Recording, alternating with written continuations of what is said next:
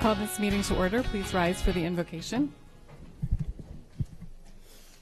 O God, we pray to administer that which is just in all educational policies, being ever mindful of your guidance, stir us to action with love, wisdom, and understanding.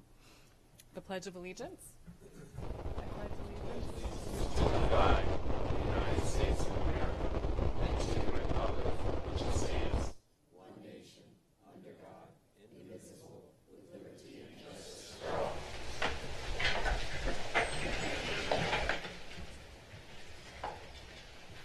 Before we get started, I just wanted to mention that Mrs. Ritchie will not be with us today.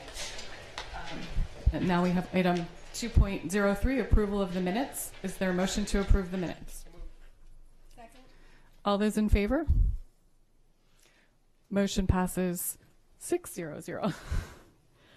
Item 2.04, the next item is to establish the agenda order, and the agenda stands as published. Item 2.05, recognitions. We do not have any board recognitions today. And item 2.06, educator of the month. Ms. Chaudhry. Today we honor an educator in our school system who works in a flexible environment, collaborating with staff, teaching skills to students and colleagues, and maintaining the holdings of the school media center. Paula Hendry Borinsky, Library Media Specialist at Tyler Heights Elementary School, is a leader, an educational partner, an information specialist, and a teacher. Strong leaders foster a learning environment of creativity and innovation. Paula used her creative and innovative skills to create the Parent Toddler University, where she uses her planning time to interact with toddlers in the neighborhood. In addition, she writes grants for students to attend Earth Camp over the summer, purchase books, and create Earth Day activities. As an instructional partner, Ms. Borinsky works with teachers to reinforce units studied in class by creating research projects in the Media Center. She also enhances students' classrooms instruction by exposing them to technology and the World Wide Web.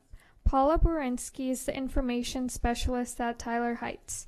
She informs students and staff of available technology and media outlets and assists with its integration in the classroom. She assembles collections of media that support each grade's curriculum while keeping in mind cultural diversity at Tyler Heights. As a teacher, Paula empowers her students to become critical thinkers and enthusiastic readers. She supports students' success by guiding her students in reading for understanding, using information for specific purposes, and building on prior knowledge while constructing new knowledge. Ms. Borinsky is a proactive in the realm of fundraising in support of her students and her school. She knows that there are available funds to be had through the use of grant writing, and she spends many hours doing just that. Whether it is for student scholarships to attend Earth Camp or promoting Accelerated Reader, she is always looking for more ways to support her school. She also organizes the school book fair twice a year, which can be quite an undertaking, but she enjoys doing it and enjoys seeing the benefits it reaps.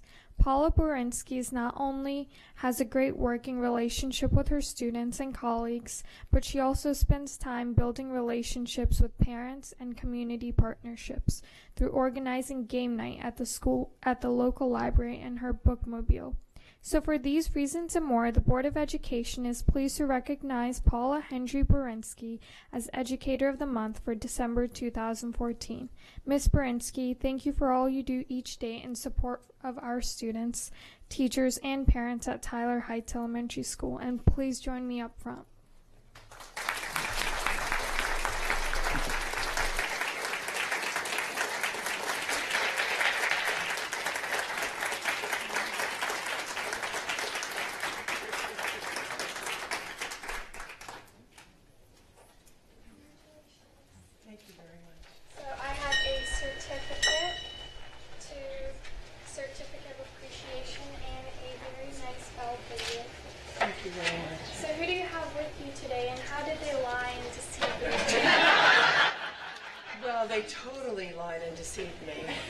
They told me that I was supposed to come talk about Parent Toddler University and our book cycle. And I thought, yeah, they're going to fool somebody about this Employee of the Month thing. I didn't realize it was me till about a minute. My husband is here. My media assistant, Patty Curtis, is here. My coordinator, Kathy Gillette, is here. My principal, Karen Walkinshaw, is here. And those sneaky people in the back row are Kathy Metzger and Kim Stanger, Jackie Munoz, who's one of the 6 people that shares my office, Itaya Heights, and Marvine Sharps. Well, that's quite a crowd. Oh, well, she's retired. That's Misha Callahan, who still drives me crazy. Thank you very much.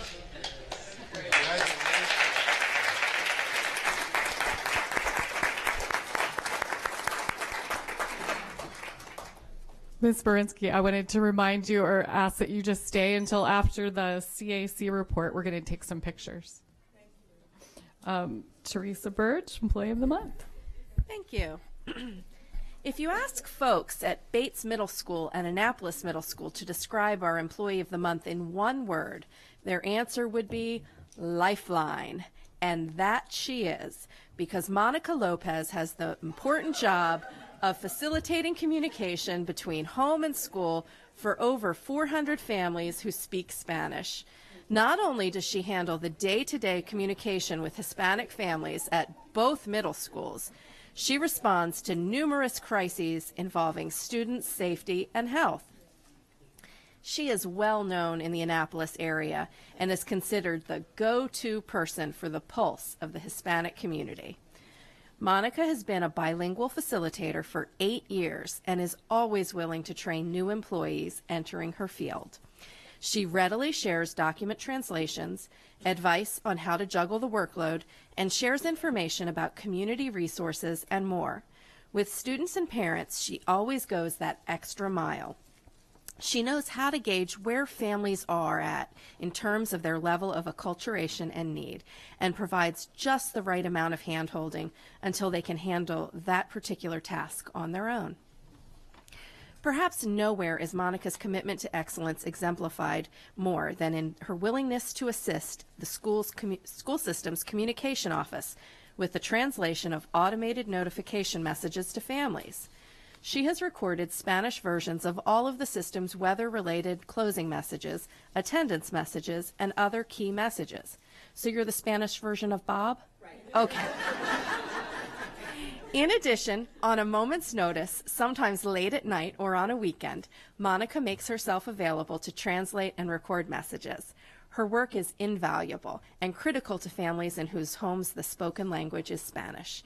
Because of Monica Lopez, we are able to reach 5,000 families system-wide with information that is crucial to the academic success and well-being of their children. People who know Monica say that she is a joy to be around. She is a real team player, but works independently as well. She always injects humor into a difficult situation. Monica is extremely reliable. In the words of her supervisor, "I know I can get quick input from her on anything, no matter the time of day." Monica has perfected the art of managing up and consistently provides me with information needed to best meet the needs of international families in the county. Monica Lopez, you play a critical part in the success of the AACPS Spanish-speaking students and the Hispanic community as a whole. You have raised the bar in our school system, and you continue to raise it each day. So on behalf of the Board of Education, the students, teachers, and staff of Anne Arundel County Public Schools, congratulations on being recognized as Employee of the Month for December 2014, and thank you for being our lifeline for the Hispanic community. Please join me up front.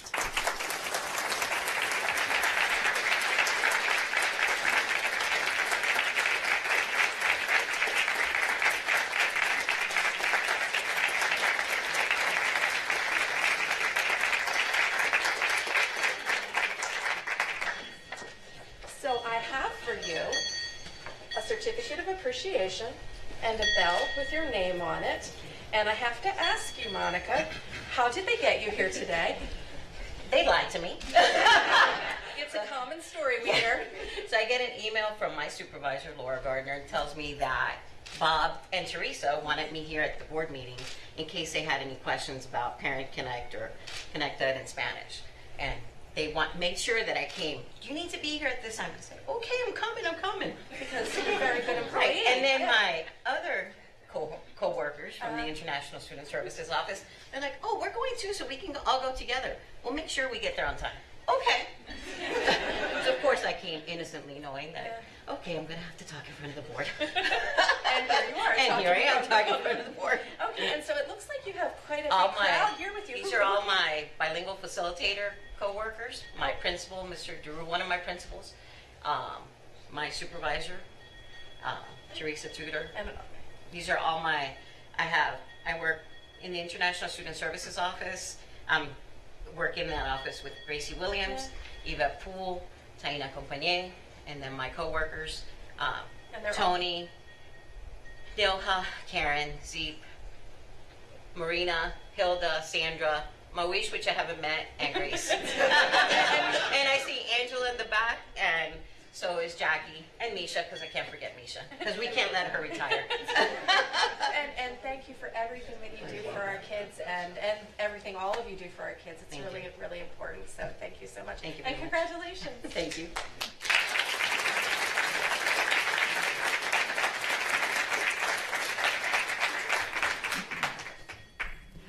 Item 2.08, Volunteer of the Month, Mrs. Nally.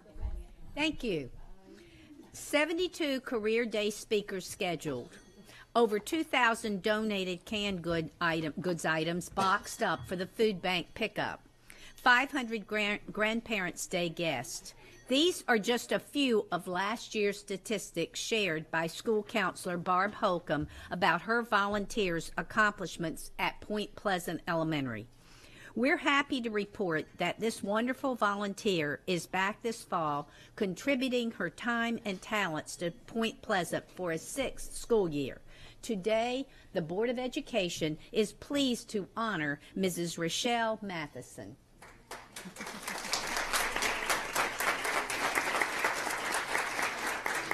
Mrs. Holcomb writes that Rochelle turns her caring to action with dedication and consistency. I confidently leave certain tasks to her, knowing she'll efficiently complete them. As a result, it's a huge relief to have more time for my students. It's difficult to name a Point Pleasant event over the past 5 years that hasn't included Rochelle. Again this year, she oversaw the collection, organization, and delivery of Harvest for the Hungry Food donations, a record-breaking 2,300 items, to the Anne Arundel County Food Bank. At Back to School Night, Rochelle helped distribute school supplies and was on board with the book fair just a few weeks ago. Mrs. Madison is at her best when she's helping others. In November, she personally ensured delivery of Thanksgiving food baskets donated by the organization serving people across neighborhoods to 10 Point Pleasant families. For the mentoring program, Rochelle persuaded a local business to donate specially designed T-shirts. The result, a renewed sense of unity and belonging for the boys and their mentors. Last year, Rochelle and Ms. Holcomb co-planned the Point Pleasant Career Day, scheduling 3 presenters for all 24 classrooms. Rochelle gathered an enthusiastic team of volunteers who staffed food and activity tables for more than 500 Grandparents' Day guests, the highest attendance ever. Mrs. Matheson is always willing to help the Point Pleasant staff in any way she can, writes 2nd grade teacher Tammy Benugit. Seeing her smiling face around the school always brightens my day. Assistant Principal Jennifer Rieger regularly observes Rochelle volunteering in many ways, working on showcases, PTA fundraisers, making copies, laminating or cutting out, or delivering materials to the classroom. Regardless of the task, Mrs. Matheson steps up with a ready and willing attitude. We're very lucky to have such a dedicated, big-hearted volunteer. Mrs. Matheson, would you please come forward? With great appreciation, I would like to present this Volunteer of the Month certificate and bell to you.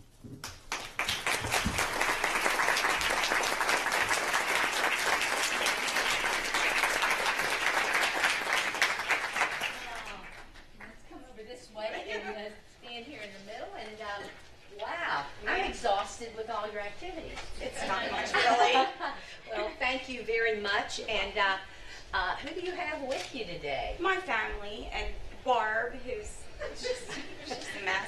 And how did they get you here? She told me it was for my son. Is your son here? Yeah, he's here. Stand up, son. He is. Oh, there he is. Hi. Oh, there. Well, I want to present you with this certificate and with this bell, and thank you so much for your service. We really appreciate everything that you do. Thank you. Thank you very much.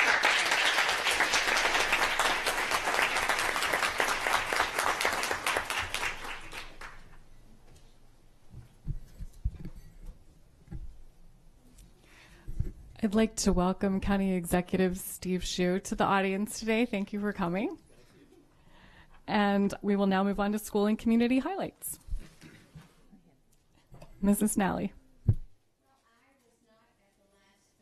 Excuse me, I was not at the last board meeting, so I want to take this opportunity to thank Emily Brandenburg for her service. Emily, she worked so hard on our board as head of the budget committee, economic, and really spearheaded the economic impact study. Emily has left our board to serve County Executive Hsu, and so I'm thrilled that we will be continuing to work together. But I want to thank you so much. I will miss you on the board. I just had a couple of updates. We had a wonderful state championship football game on Friday. Unfortunately, the score was just, I guess, 4 points shy of the win. But it was a wonderful time, and to see the guys out there at the Raven Stadium was a thrill for me. We also, Dr. Olato and I also went to the Integrated Community Stakeholders Team meeting on Friday. That's the Signature Program, gathering of the Signature Program folks. And then yesterday, I had the honor of judging the science fair at Arundel Middle School. I have one more. Mrs. Nally. I want to thank County Executive Hsu for asking me to serve on the Education Liaison Committee. We met last night with a great number of people, and it was a really successful beginning, and I think the direction of our collaboration with County Executive Hsu is impressive. The people that he's gathered together to seek input for not only our education system, but also for the county library system and for the community colleges is very impressive, and thank you. Item 2.10, the CAC report.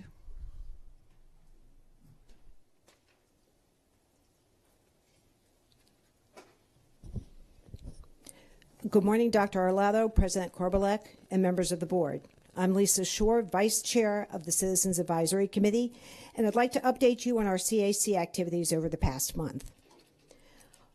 Our meeting minutes and agendas are available online on the AACPS website under the Community header and the CAC tab if you'd like more details on our activities and our actions. We'd like to thank board members Mr. Jackson and Mr. Webb for attending our last meeting on December 1st.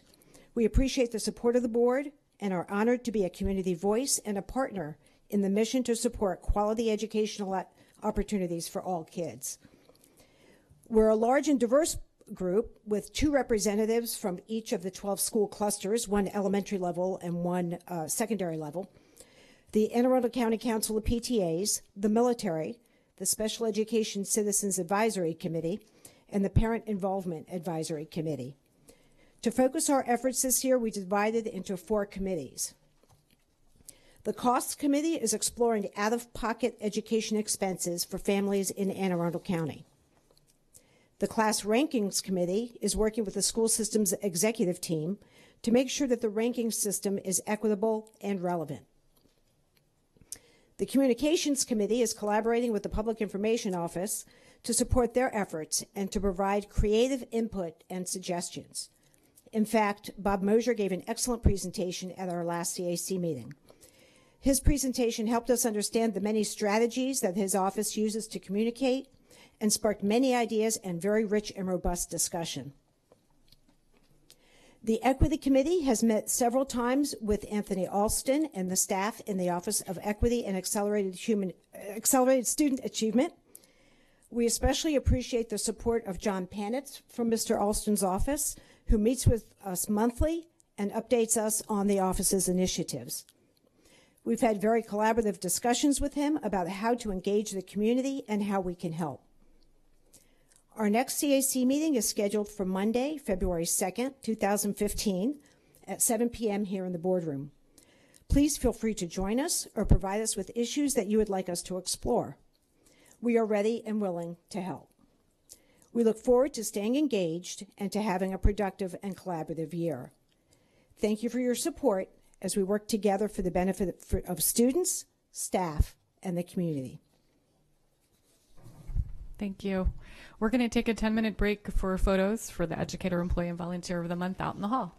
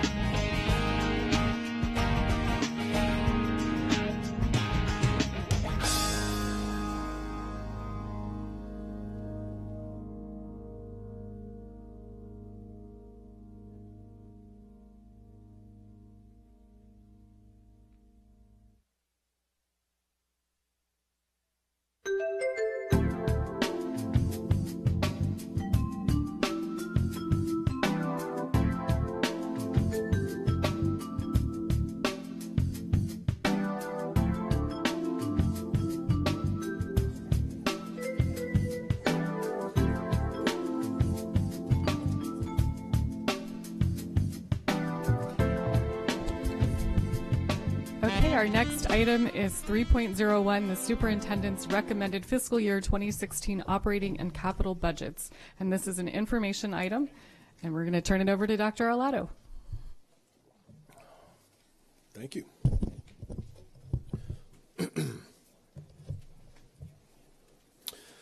President Korbelak, Vice President Nally, members of the board, thank you.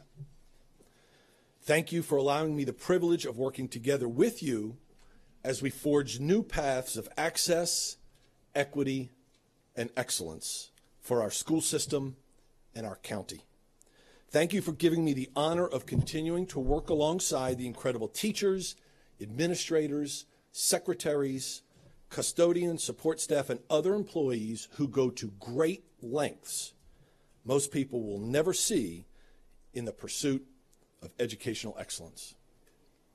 And most importantly, thank you for entrusting me with the responsibility of leading nearly 80,000 students who enter our schools every day. To walk into a school, any school, and see their smiling, eager faces and inquiring young minds at work is to draw inspiration in its purest form. I know you have seen that too, and it is just awesome. I want to acknowledge County Executive Steve Shue, who's joined us this morning. This may be the first time a sitting county executive has attended the superintendent's budget presentation, and I appreciate Mr. Shue being here as we embark on this road together. Thank you.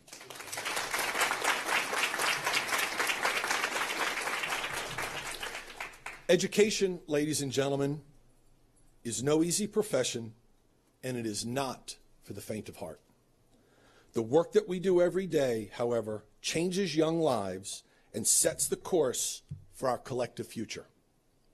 As I have seen that incredible work through the many different lenses in my 9 years here, and the last 5 months as superintendent have provided yet another enriching optic as to how exactly we are going about the business of both creating and changing the future.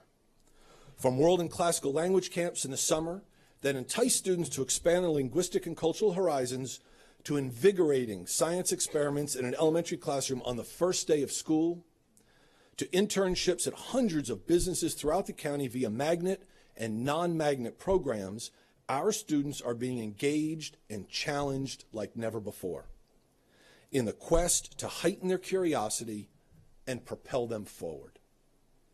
From the student government activities that provide hands-on experience with leadership and governance, to the AVID student leadership conferences, to the launch of our Triple E initiative in 8 elementary schools and an early childhood center in the North County cluster, we are fueling the inquisitiveness within each young mind and instilling in our students a sense of pride and accomplishment in their work. We are, to be sure, leading our students to a place where we want them to be. But we are also encouraging them to harness their internal power, to seize their own potential, and begin to chart their own noble course. From one end of the county to the other, from national blue ribbon schools like Lithicum Elementary to international baccalaureate programs at every grade level, to cutting-edge STEM instruction for our youngest learners at schools like Park and Woodside Elementaries, to underwater robotics programs at schools like Shadyside Elementary and agricultural education courses at Southern High School, there is real magic happening in our classrooms. We aren't the only ones taking notice either.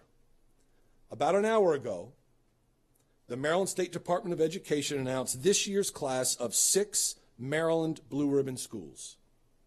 Among them are Lakeshore and Severna Park Elementary schools.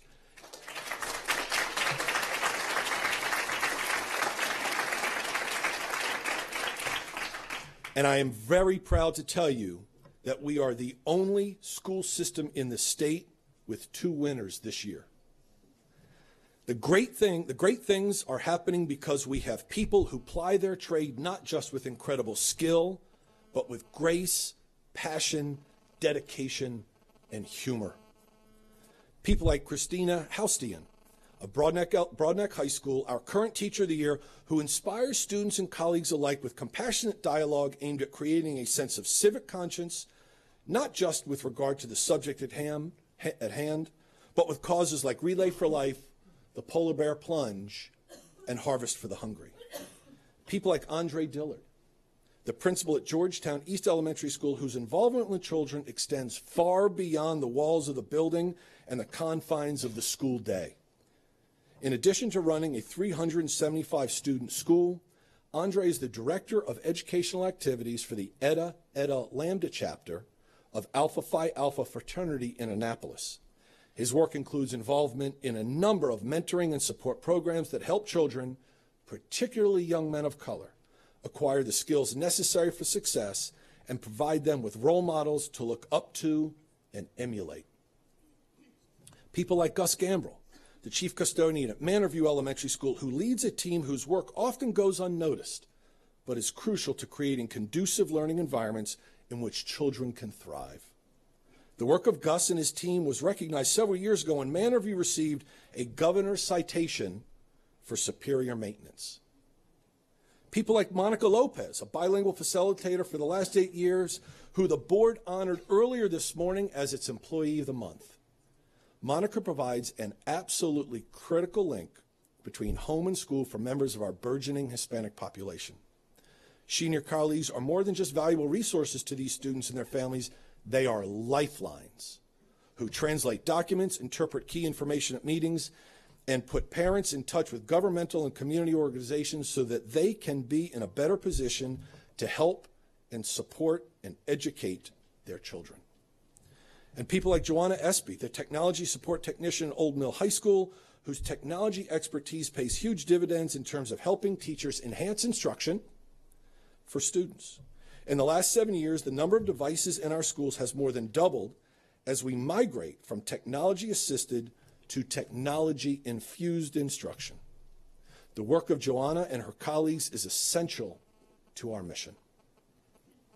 In addition to our employees, we are so fortunate to have the support of incredible parents and community partners. They include people like Allison Pickard, who began volunteering in 2011 at Oakwood Elementary School. She soon became the PTA president there and helped to develop partnerships with Lowe's, Evergreen Jeans, and Abundant Life Church. Allison continues to serve in a variety of roles today and is one of nearly 20,000 volunteers who donated a combined 507,000 hours to our schools and students last year. As I said when I was appointed this position, the number one reason I applied for the job was the people. We are first and foremost a system about people. 82% of our operating budget goes to personnel costs, and if we don't have quality people, the right people, in the right places for our children, ladies and gentlemen, what happens in the other 18% of our organization isn't going to move our outcomes very far at all. We are indeed very fortunate to be surrounded every day by employees, parents, volunteers, and elected officials who, despite the constraints, continually rise above the challenges to meet and exceed expectations. Those challenges, however, are growing. We are nurturing a wider array of young minds than ever before, and those minds come with more expansive learning styles and needs that we must address if we are to achieve the single goal of our strategic plan: to ensure that every student meets or exceeds standards and that the achievement gaps are eliminated. Over the last 6 years, the number of students receiving free and reduced price meals has grown by 59%. Today, more than 3 in 10 of our students receive federal assistance for meals. That's nearly 10,000 students more than 6 years ago whose families need help to meet basic needs. Over the same time period, our student population has grown by just under 8%, while the number of English language learners we educate has more than doubled. We have over 2,000 more students in our ELL programs today than we did 6 years ago, and we are charged with not only teaching them math, science, and social studies, but with helping them acquire basic language and socialization skills that form the cornerstone of future learning. Ladies and gentlemen, these are many of our children in the gap. They are the students who need additional services, assistance, and support to be successful, and they deserve every bit as much of our effort and attention as any other child. Our work must begin by getting children to believe that they are capable of success and that their work has value. That's the emphasis of the Room 203 Challenge adopted and launched by our Office of Equity and Accelerated Student Achievement this year.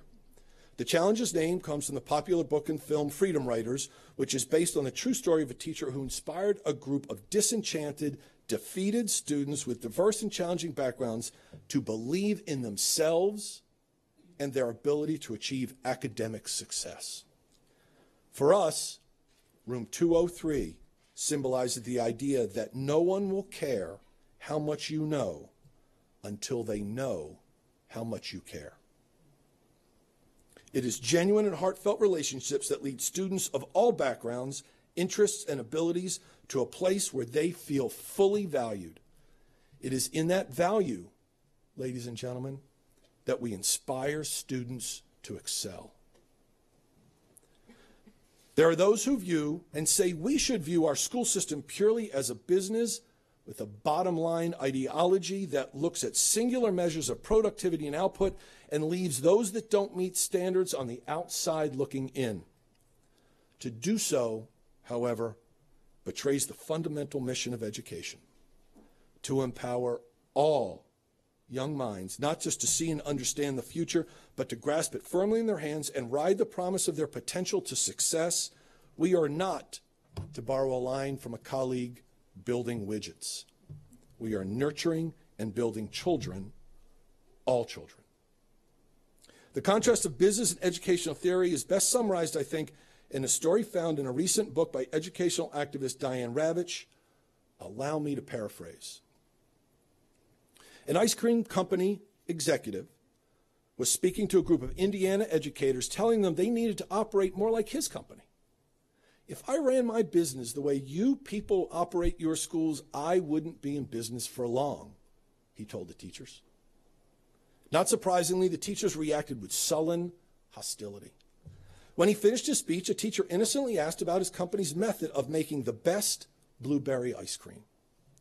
He boasted of its super premium ingredients, nothing but the best. Then the teacher asked this question of the businessman. When you're standing on your receiving dock and you see an inferior shipment of blueberries arrive, what do?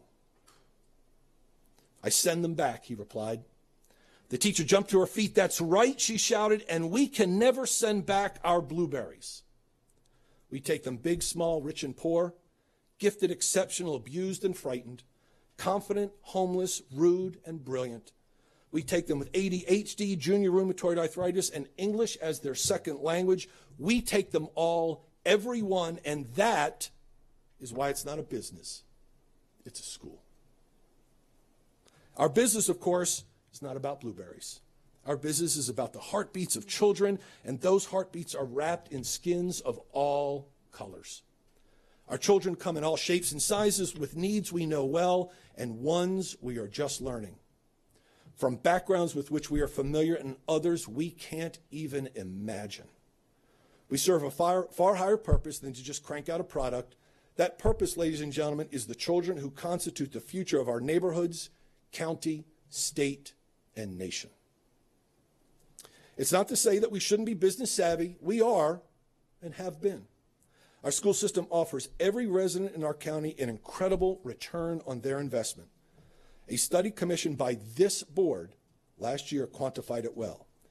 Every graduating class we produce, just over 5,100 students last year, adds at least $1.8 billion to the local economy over the course of their lifetimes.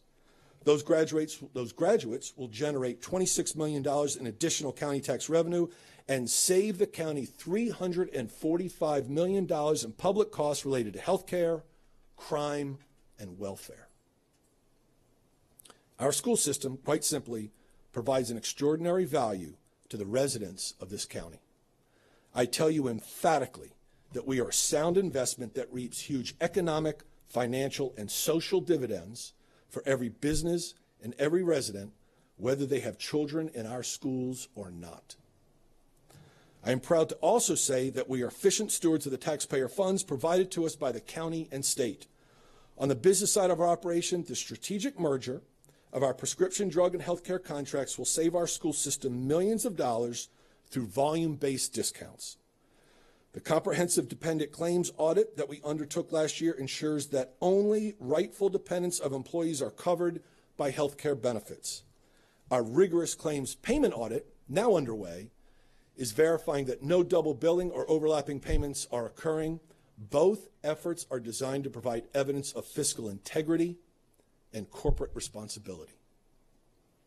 Even something as simple as lighting offers an avenue for savings. As we go about upgrading the lighting in our school gymnasiums, we are using more energy-efficient fixtures and bulbs, as well as capitalizing on available utility rebates.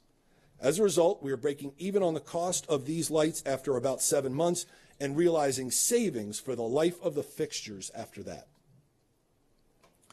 While the expansion of programs to meet the needs of our children, who will one day be leading the global workforce, often requires additional funding, we must be, and have been, able to shift money internally to better utilize it to get to where we want to go. Instead of requesting additional funding, we have redirected more than $400,000 from across our school system as we continue to design and enhance classroom lessons aligned with the new PARCC assessments. This move also allows for extensive professional development to prepare teachers to deliver that robust curriculum. We conducted an exhaustive top-to-bottom examination of our Department of Curriculum and Instruction. That thorough analysis allowed us to repurpose more than $850,000 to better support students, part of more than $14.7 million we reallocated across the system.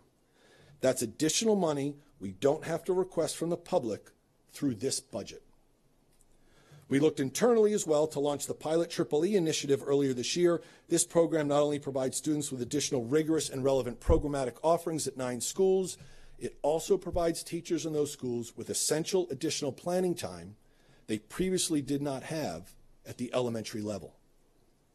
I'm pleased to tell you that the early results on this program have been tremendous, and we'll be arranging some visits after the first of the year so that you and our elected officials can see this outstanding work for yourselves. We must be cognizant, however, of the fact that the rubber band only stretches so far.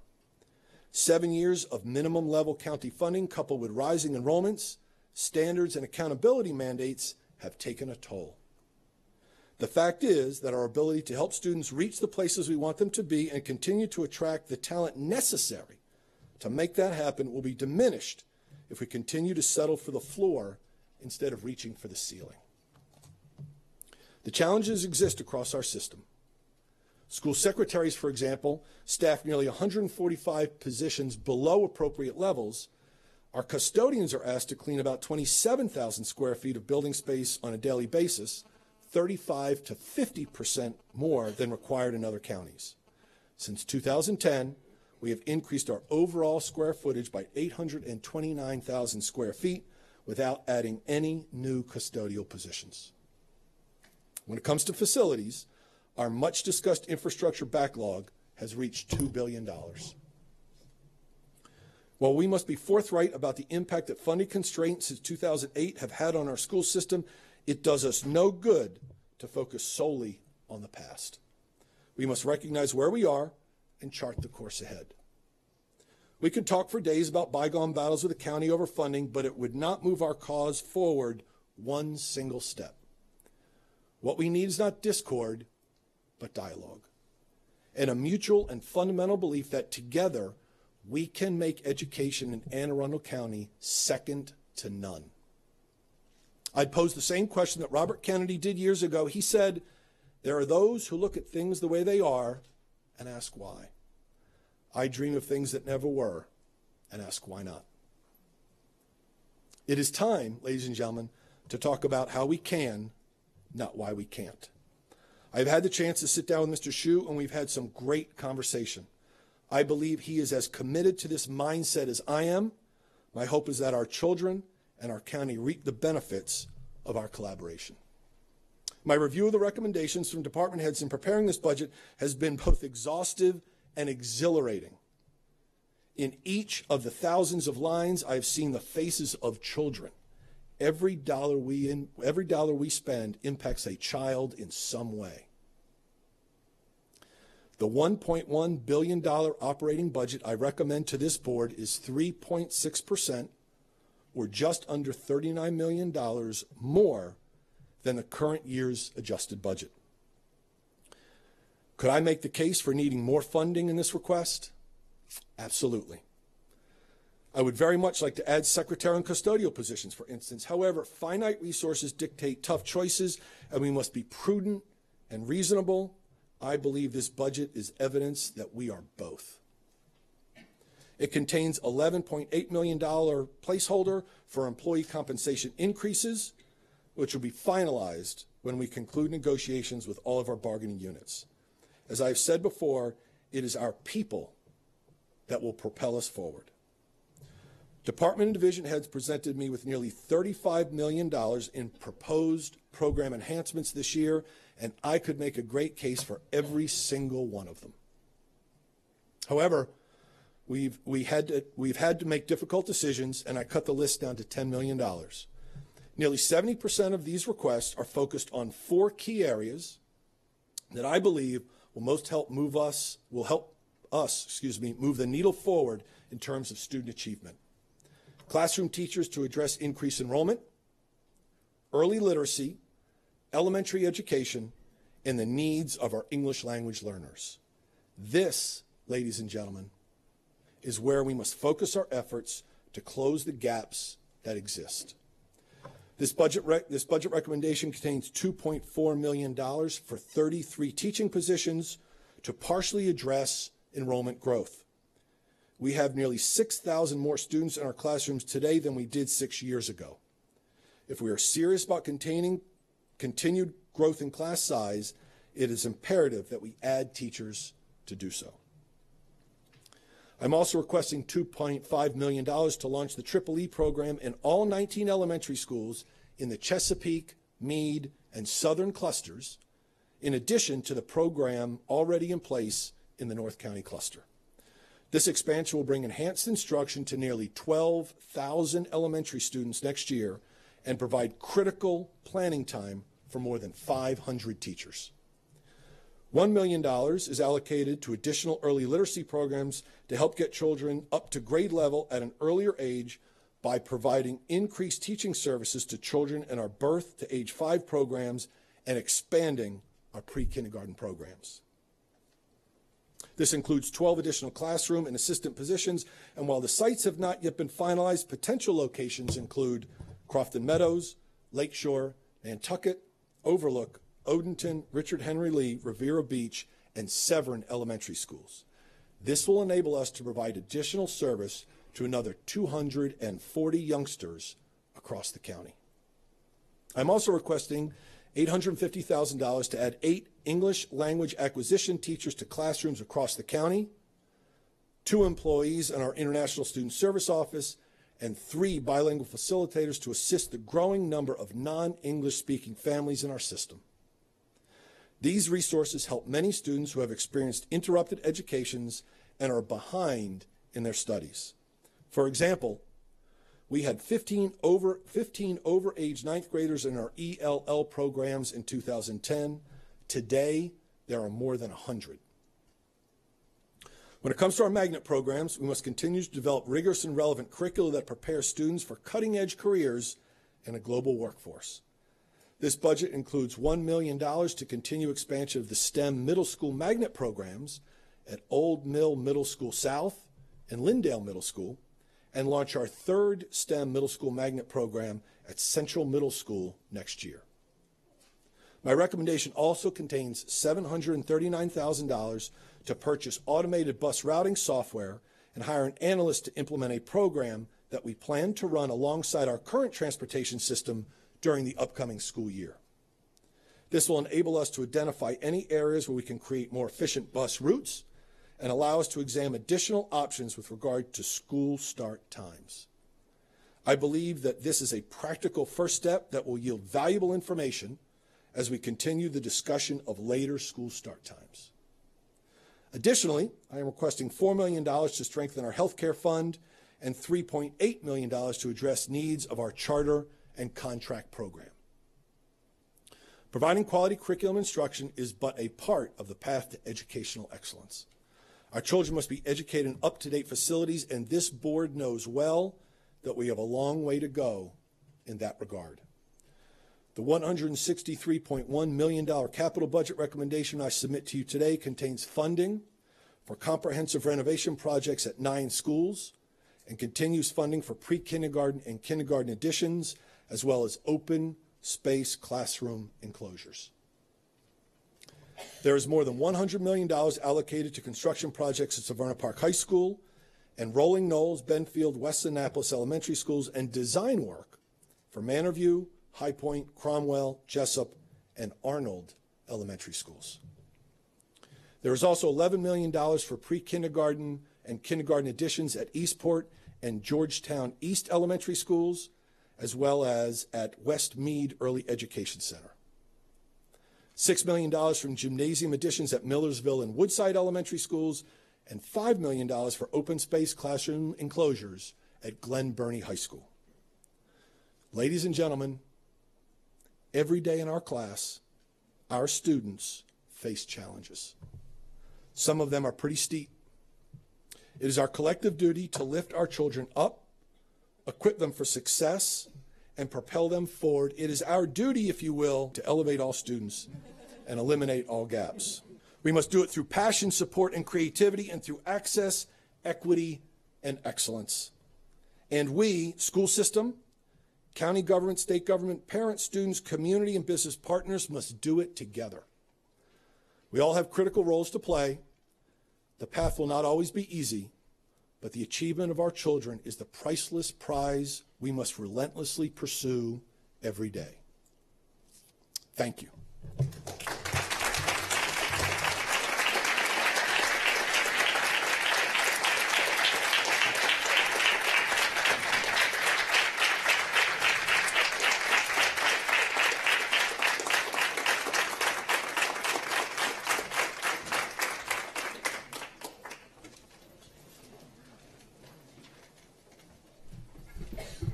Do we have any board questions or comments on the budget?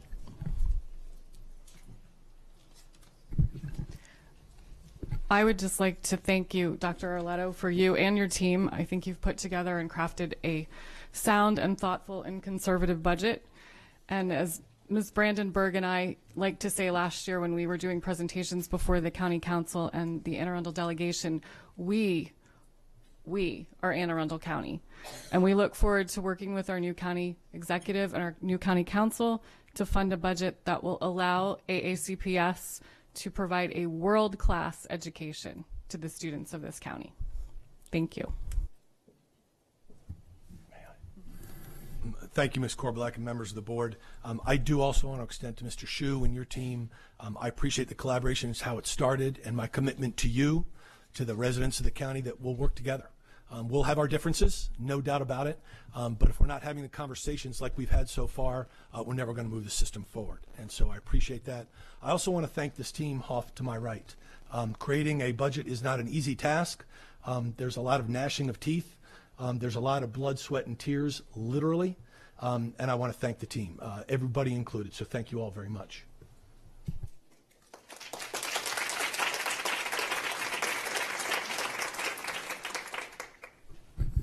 We're going to move on to public participation.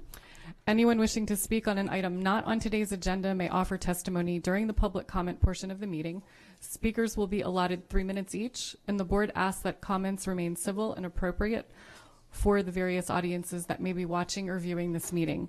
Student-specific and personnel matters are confidential and cannot be discussed in this forum. This time is intended for speakers to voice their opinion and not necessarily as a question and answer period. Speakers may pose questions, but answers will be counted toward the 3-minute allotment. For the record, please give your name before speaking, and handouts should be given to our board assistant. I have 3 completed cards for the public participation portion: Errol Brown Sr., Carrie Oakes, and Jonathan Boniface.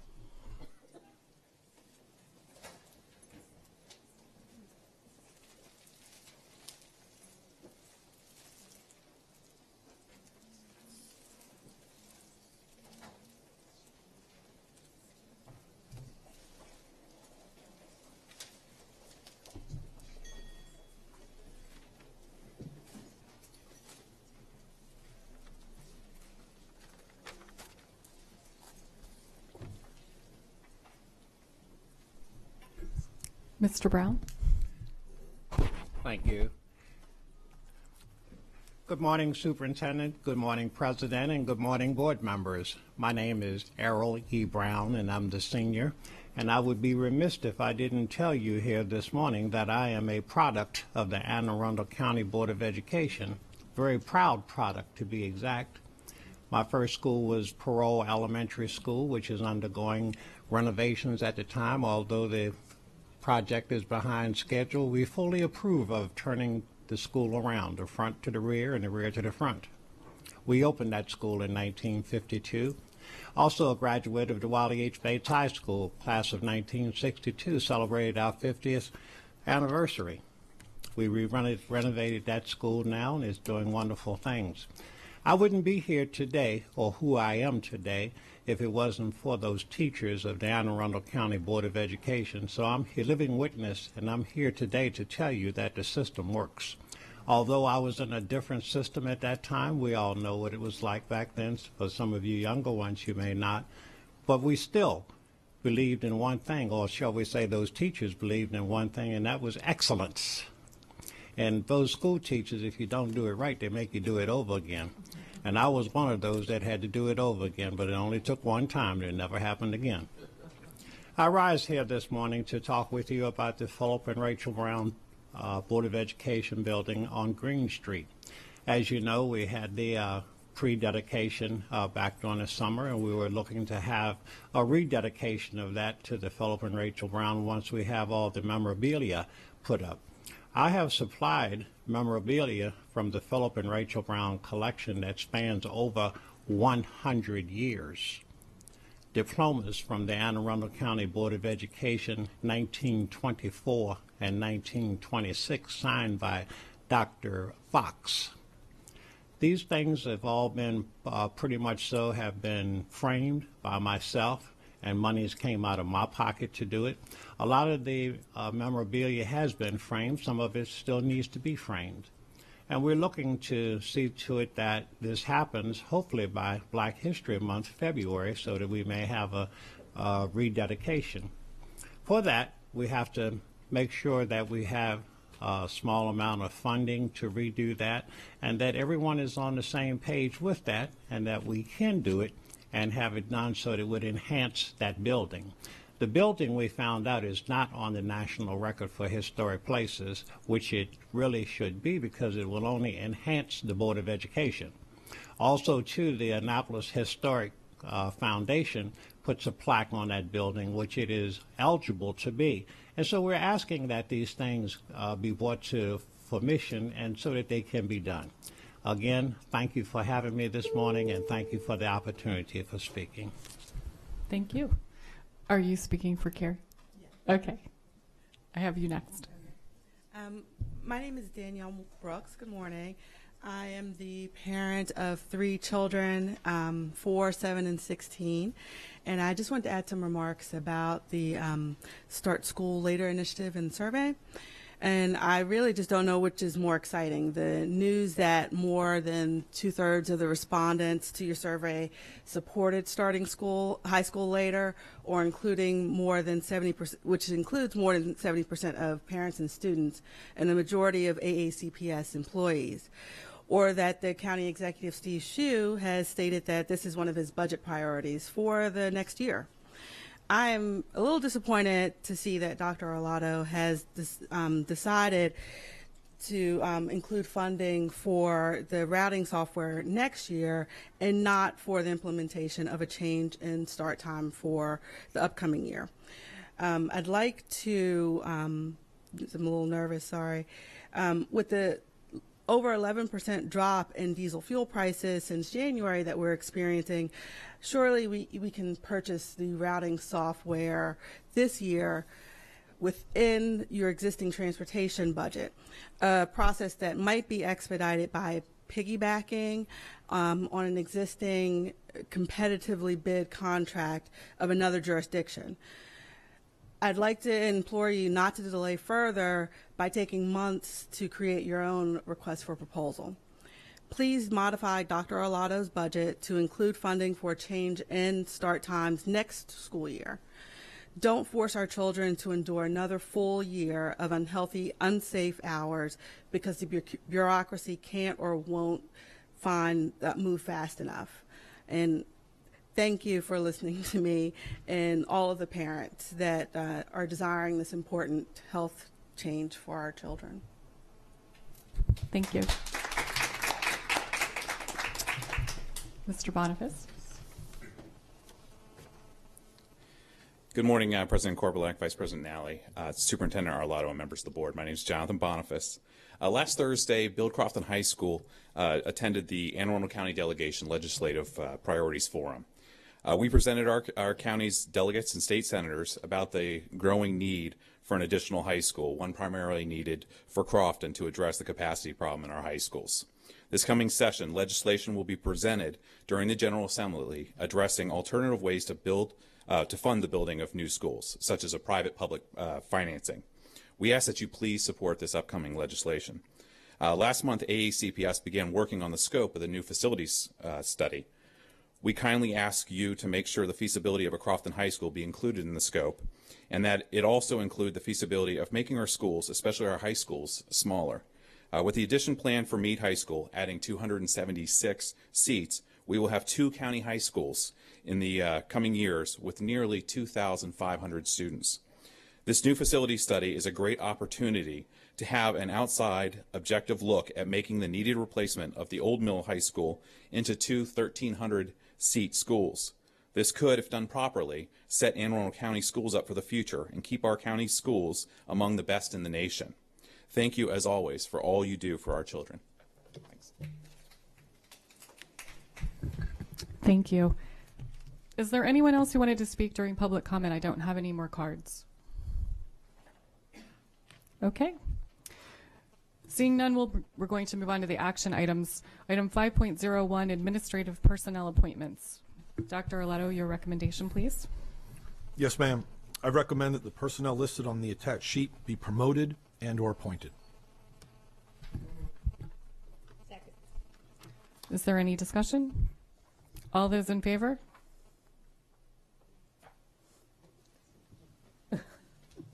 Motion passes 6-0-0. Item 5.02, personnel. Dr. Arlotto, your recommendation. Yes, ma'am. I recommend excuse me, that the board approve the actions as stipulated on the attached sheets. Second. Is there any discussion? All those in favor? Motion passes 6-0-0.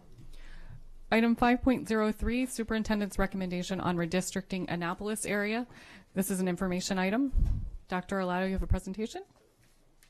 Yes, ma'am, we do.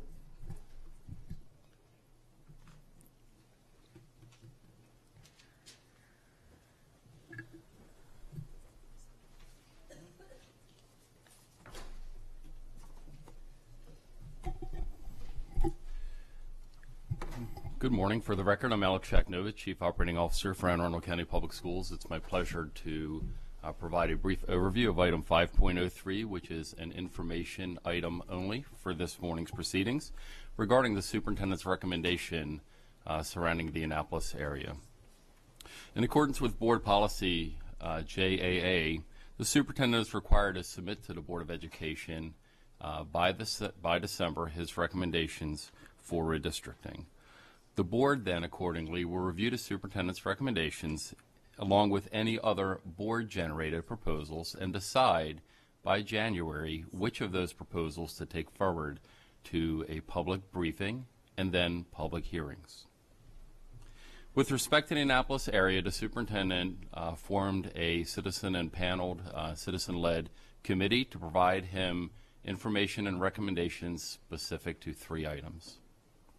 The first one being whether to assign students living on the Naval Academy grounds to a single elementary school, that being either West Annapolis Elementary School or Annapolis Elementary School. Secondly, whether to reassign property fronting Admiral Cochran Drive from the Edgewater Elementary, Central Middle School, South River High School feeder district to the Mills Parole Elementary School, Bates Middle School, Annapolis High School feeder pattern. And finally, options to alleviate, to the extent possible, the overcrowding condition that exists at Tyler Heights Elementary School due to continued enrollment growth in that area.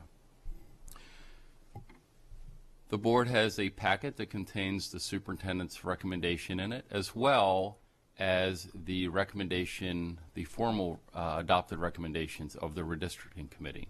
Please allow me to go through the superintendent's recommendations this morning. Specifically, the superintendent makes the following recommendations to take effect for the year 2016-2017.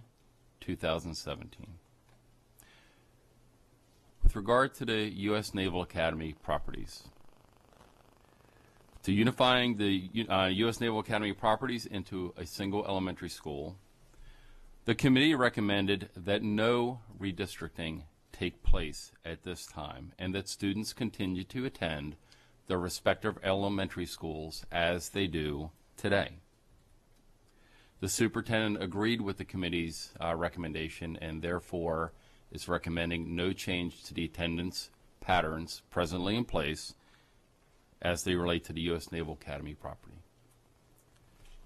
Secondly, with regard to redistricting the properties along Admiral Cochran Drive between Riva Road and Solomon's Island Road from the South River feeder attendance zone to the Annapolis High School feeder attendance zone, the committee recommended that no redistricting take place and that students continue to attend the schools at which they are currently geographically assigned. The superintendent agreed with the recommendations of the committee and therefore he is bringing forward no proposals to reassign those students in the affected areas along Admiral Cochran Drive. And finally, with respect to the situation at Tyler Heights, as it encompasses Eastport Elementary Schools and Georgetown East Elementary Schools. In order to provide relief to Tyler Heights Elementary School by utilizing available space and space to be constructed at Eastport and Georgetown East Elementary Schools, the committee submitted a plan to the superintendent which they coined Option 7. The superintendent gave due consideration to the recommendations and elected to recommend what the committee coined as their option plan or their alternative plan, Option 10.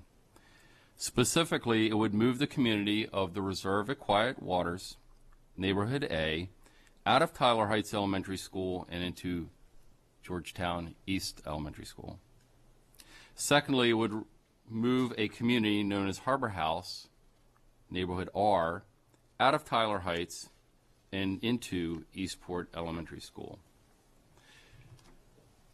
With that, let me take a brief moment to elaborate a little bit further upon the rationale for the superintendent recommending the alternative option or the alternate option that the committee put forward. This is an option, again, that as depicted on the map before you, would move Neighborhood R, Harbor House, to Eastport, and move Neighborhood A, the Reserve at Quiet Waters, to Eastport and Georgetown East in the 2016-2017 school year.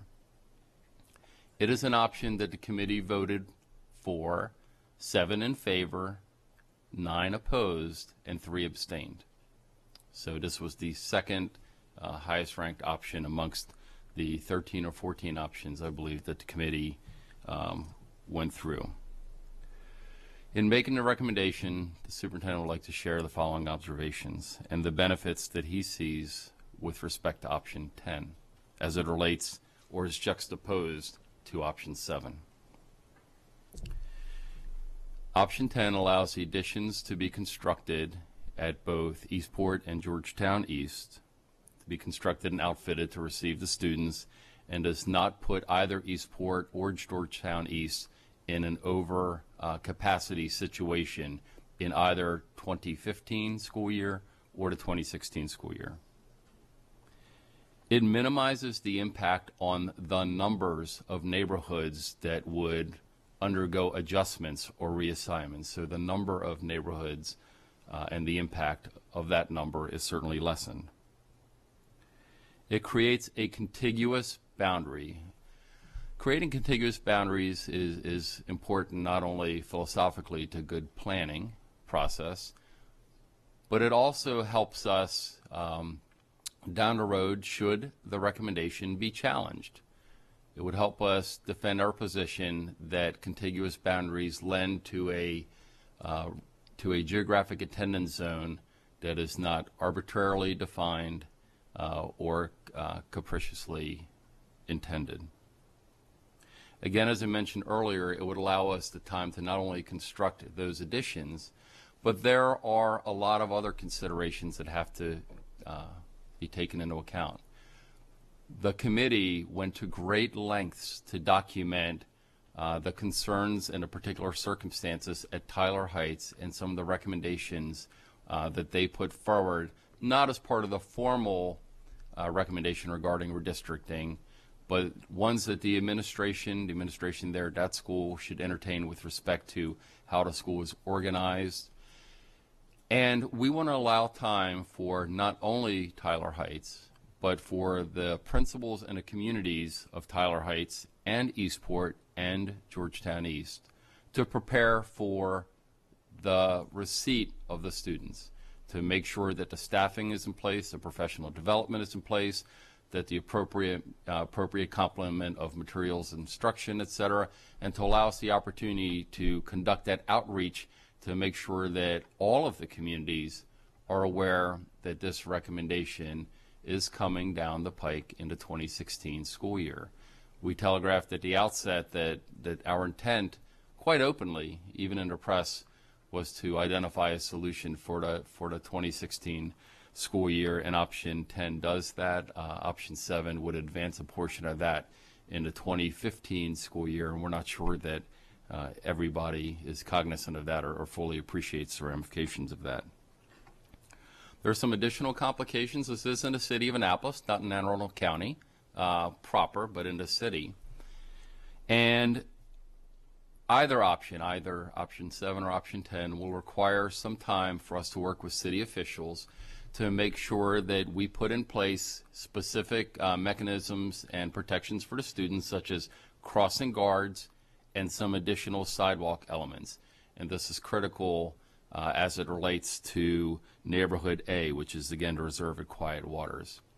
We would, with the board's approval of option 10, we would engage in dialogue with the City of Annapolis officials and allow them both the time and the planning perspective to, within their budgets and within their construction schedules, et cetera, accommodate the necessary budgets and FTEs to bring those crossing guards on board, to train those crossing guards, and to construct the sidewalks that we mentioned earlier. So it is for those reasons that the superintendent is recommending option 10. Now, let me go over option 7 just to make sure that the board has a clear understanding of the recommendation that was, in fact, numerically put forward as the lead recommendation from the committee. So option 7 would, just like option 10, have still Community A, Reserve at Quiet Waters, and Community R, Harbor House, be redistricted to Georgetown East and Eastport, as we discussed earlier. However, Community A, the Reserve of Quiet Waters, would actually be redistricted in August of 2015 in lieu of August of 2016. That would, in fact, provide sooner relief somewhat to the Tyler Heights community, but it would place the Georgetown East School in an overcapacity situation in the 2015 year. Additionally, option 7 does recommend a number of other neighborhoods being relocated in the 2016 year from Tyler Heights to Georgetown East. Specifically, Community G, known as the Landings, would be redistricted to Georgetown East, as would Community H, known as North Glen, Community I, known as Regent Street, and Community N, known as Tyler Avenue. This was, as I indicated earlier, received the most favorable votes from the committee And in fact, the final vote count was 10 in favor and 9 opposed to option 7. With that, that concludes our brief presentation for this morning.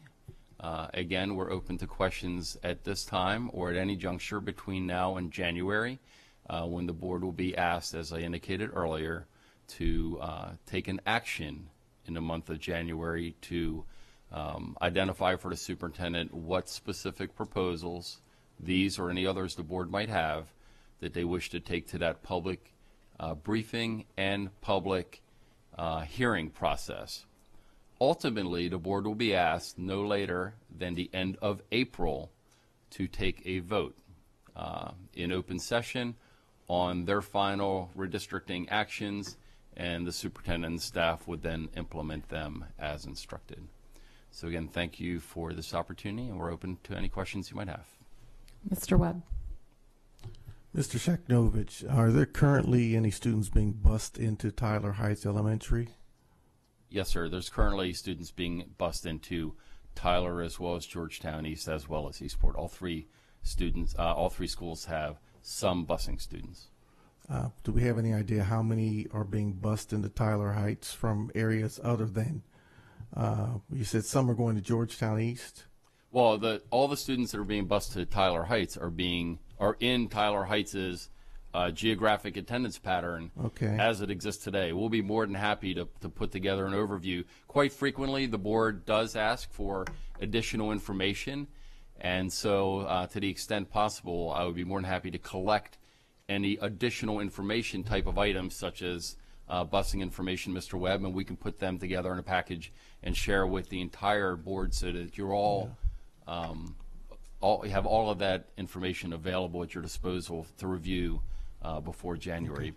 That would be great. I do know that one of the questions one of the mothers posed at the last hearing on this was why are her children from, I guess she was in the reserve of quiet waters, while we're looking at busing them when we already have children being bused to Tyler Heights, why not direct those buses to Georgetown East rather than move the children who are within walking distance on the buses and take them to Georgetown East? So it would be helpful for us to know just what those patterns are and what those particular populations are, so we can take that into consideration. Sure, certainly, be my pleasure. Thank you. Mr. Jackson. 2 questions. One, how much will Georgetown East be over capacity if we go with option 7?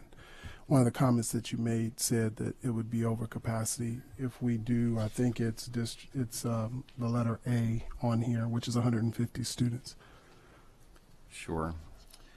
Georgetown East in the 2015 year would rise up to 106%, so it would be 106% over capacity. And the issue is, obviously, as you know, you heard from the superintendent this morning, that we are advocating for an addition to be constructed at Georgetown East, and that addition has already received the favorable recommendation of the state, so it is eligible for state funding. They've already acknowledged that. We'll work with the county executive to secure the matching county funding, but that addition would not be in place, Mr. Jackson, until the beginning of the 2016 school year. So if we move Community A in advance of that addition being completed, Georgetown East would be at 106% of capacity for that 2015 school year until that addition receives its use and occupancy permits and occupied. And thank you. And that would leave that would leave Tyler Heights Elementary School at what capacity? It would, Tyler Heights would lower to 110% at that point in time. Okay. It would lower Tyler Heights to 110% is Yes, what sir. I heard you say. So right now it's something like 117 or 120%. Currently 137. 137. Okay, and then my second question, it has to do with a plan under option 10 for Tyler Heights in 2015-2016 should we choose option 10. What's the plan for the 13 portables that exist today?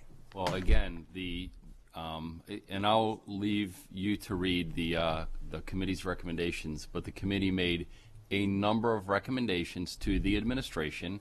Naturally, that would be the principal, Mr. Truffer, Dr. Arlato, et cetera, regarding how some of the space utilization in Tyler Heights could be modified. Now, would that result in a reduction in the number of portables at Tyler Heights? Or no, it would not. But it would do is it could create an opportunity where more of the youngsters spend a greater or a more significant portion of their day inside of the building as opposed to outside of the building. So, for example, a lot of our schools use portables for some of their, we call them specials, right? So you can use it for pull-out sessions. You can use it for music, possibly some of these other part day segments, as opposed to, for example, a fourth grader being in that room from start to finish that entire day in that portable. So the committee made a number of recommendations that I believe the superintendent would like to have the opportunity to work with the regional associate superintendent, Mr. Truffer, and the principal of Tyler Heights to reanalyze how Tyler Heights is currently being used to create more opportunities for more students to spend a greater part of their day inside of the building as opposed to the portables. Okay, that's so what I was alluding to. Okay, so at the end of the day, if we were to choose option 10, the current 13 portables that exist would remain. How they're utilized is a different question, but they would remain. Again, that's subject to final determination. I mean, in all likelihood, they would remain, okay, for one additional year, right, and then they would resolve themselves in 2016 when the redistricting, or many of them would resolve themselves when the redistricting fully took place. But if it's 13 or some number plus or minus from 13 would be entirely dependent on what opportunities exist for the instructional folks to re-examine again how, on a space-by-space basis, day-by-day, period-by-period, how are they using Tyler Heights and what opportunities exist to use it differently, possibly this upcoming August, as we do today. Thank you. Thank you. Dr. Arlato. Thank you.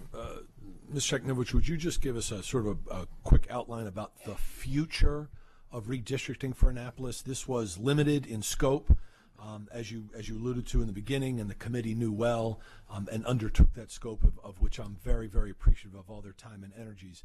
But there is more to come, if you will. We've got construction of a number of schools, plus 2 on the plan coming up in both Tyler and Hillsmere. So would you talk a little bit about the future of why this limited scope and sort of where we're headed in the future for redistricting for the cluster? Sure. As the Board of Education knows, for those of you that spent some quality years with me here already, it is not other than readily obvious that the schools in the city of Annapolis have not really received the focus and attention that they needed in terms of capital upgrades, that being the aged infrastructure of some of our buildings in the city, as well as some of the capacity adjustments. That was identified clearly by the MGT study that was undertaken and delivered here in 2006. And as part of that study, they made a number of recommendations to prioritize and triage the Annapolis feeder district, as they did elsewhere, but a lot of emphasis. In fact, I think mathematically, the most number of projects that were identified by the MGT body of work originally, in fact, were to take place in the city of Annapolis. So specifically, we just recently completed the renovation and expansion of Annapolis Elementary School.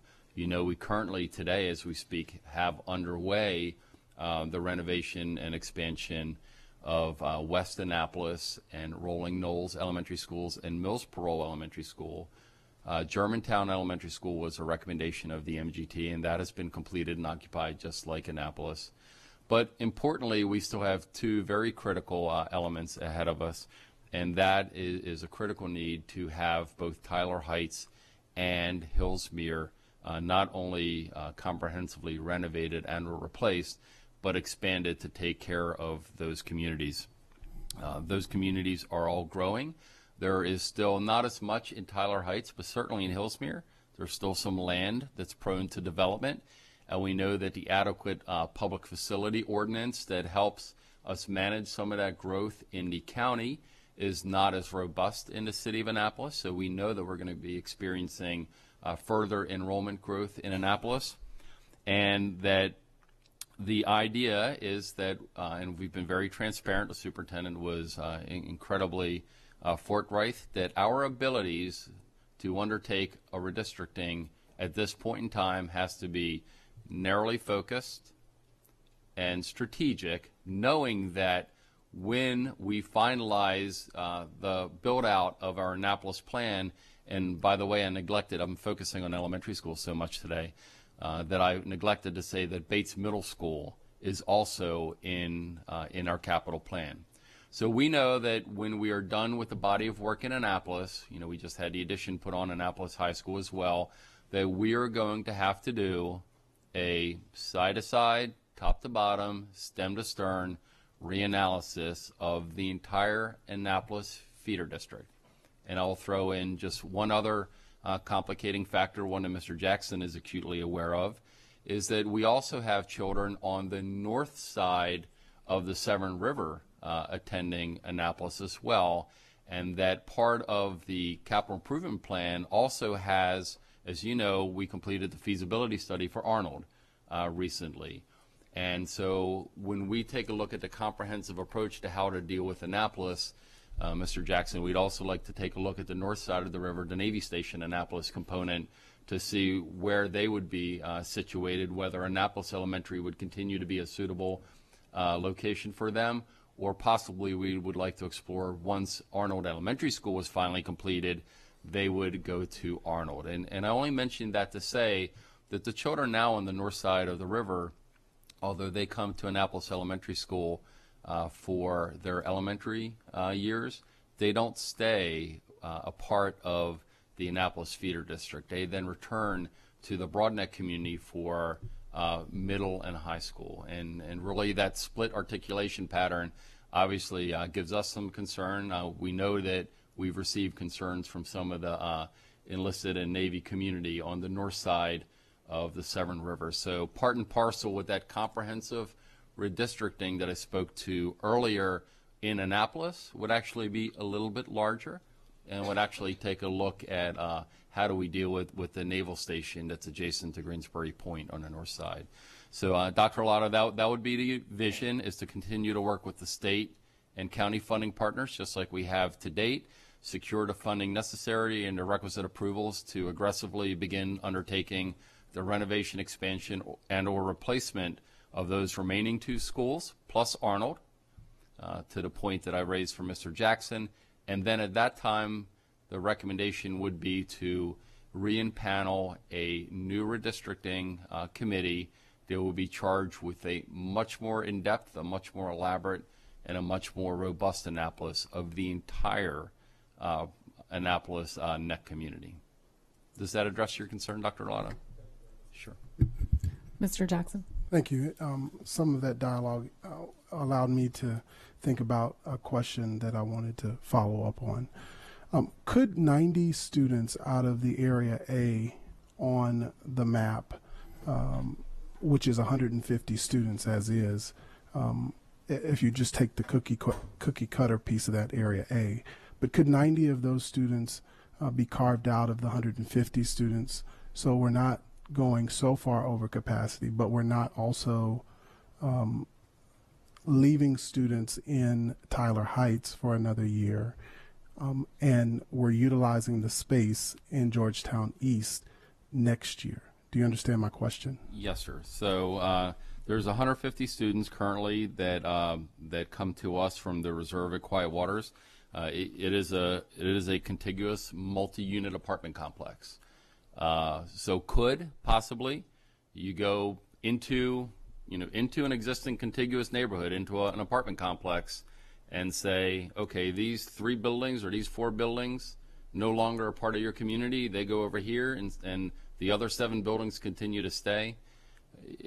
That gets a little clunky at times.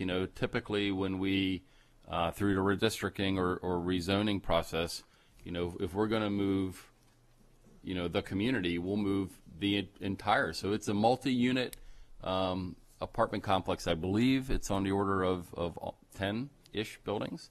Again, it's certainly theoretically possible, but it gets very difficult to decide which 3 buildings you're going to move, you know, which 4 buildings you're going to move, and it's only going to be for a year, and then the rest of the buildings will move next year. And so it is possible, but it creates some communication, some logistical challenges, and I think would cause a level of angst and disruption within neighborhood A that possibly could be avoided. Thank you. Okay, I have 4 cards from the public. Tom Boynton, Eric DeVito, Fred Lautenschlager, and Michael Drummond.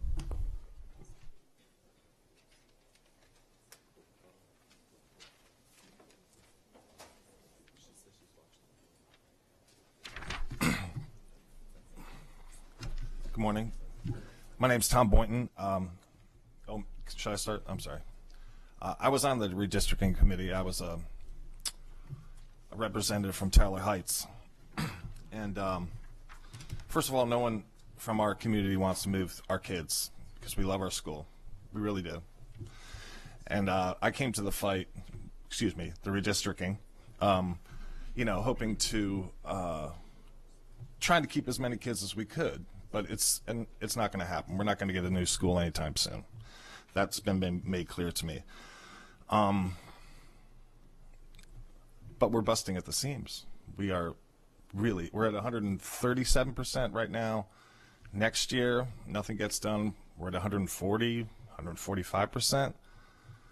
So the other thing is, you know, what just got presented was that somewhere in the literature or somewhere someone told us that all our redistricting efforts were going to happen in 2016.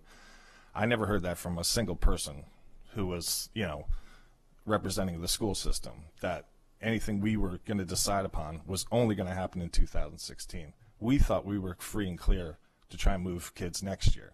And that's why I'm the one who came up with Proposal 7.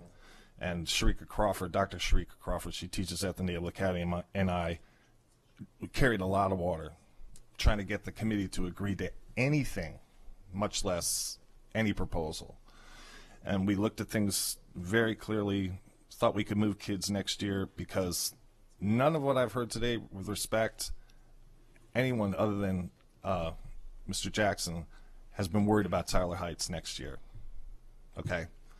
And I'm worried about Tyler Heights next year because my daughter is going to go into 3rd grade, and she's going to be stuck in one of those trailers out there.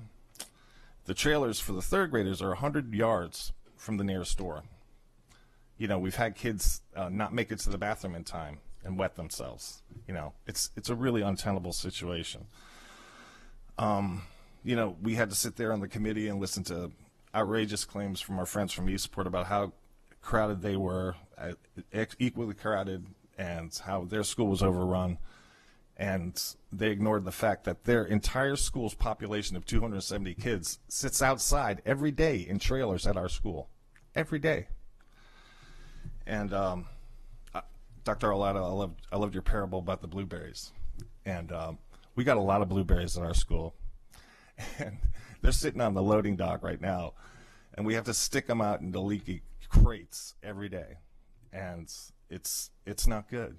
You know, in the Robert Kennedy quote about, let's not think about what we can't do, let's think about what we can do, you know.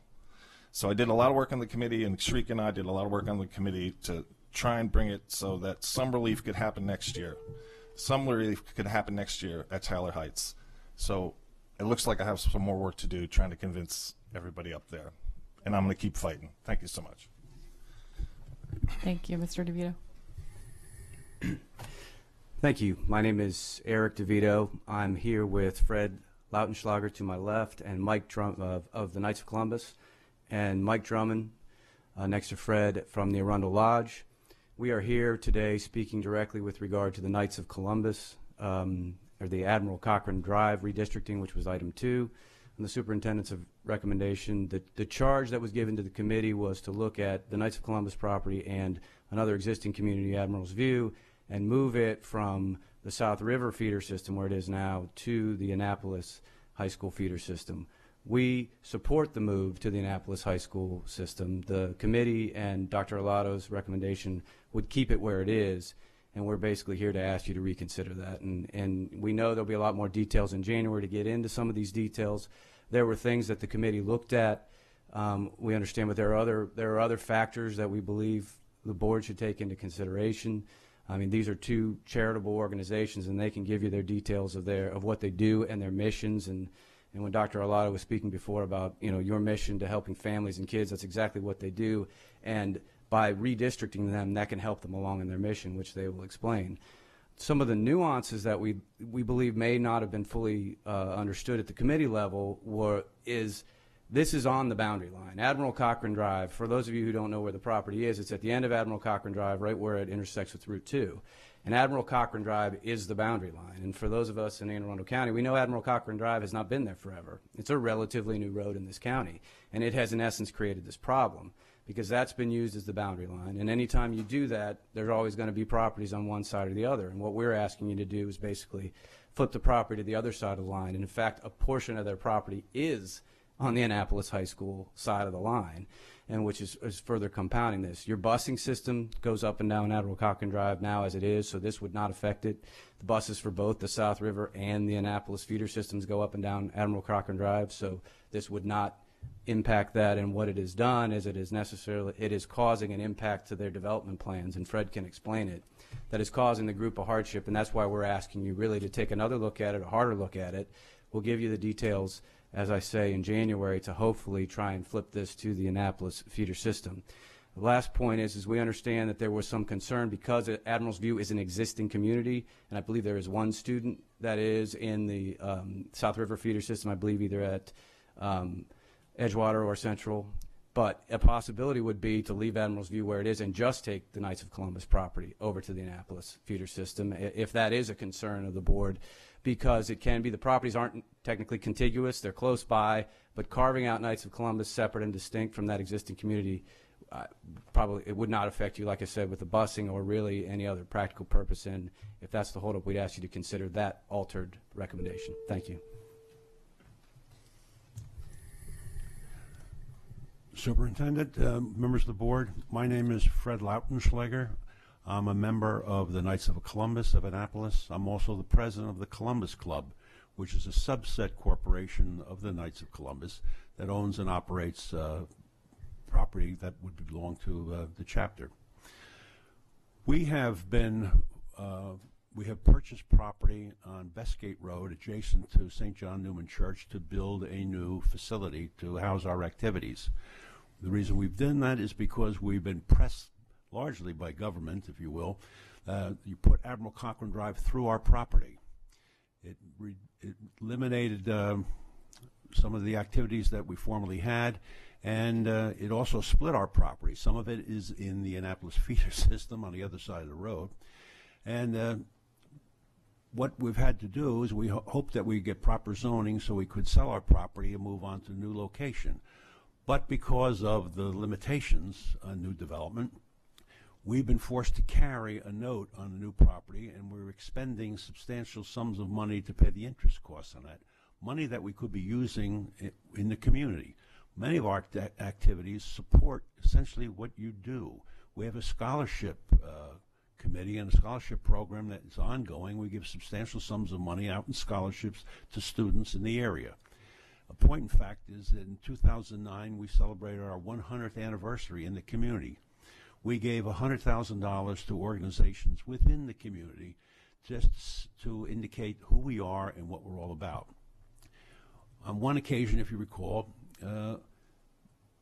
former county executive said that he was no longer going to fund certain not-for-profit activities, and there was a big hue and cry by these organizations. So I contacted him and told him to send those organizations to us, and we would review their requests, and perhaps we could be of some assistance, some help. That's the type of things that we do, and the activities of our operation are being sorely limited by our being unable to move ahead with our new property, and the expense has just been, it's been very difficult for us.